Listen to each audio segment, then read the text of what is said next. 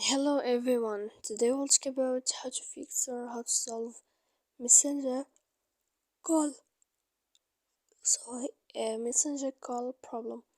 To know how to fix or to solve messenger call problem, you should just go to settings. Here on this page we click apps, default apps, app settings. When you'll find this list, you will search about messenger app. When you'll find this page of app info, you will click on force stop and you will click OK. Here we go to click storage, then we click clear cache, and in the end we can go to Play Store. We'll search about Messenger. I don't have here updates, but when you'll find it you can click to update your app.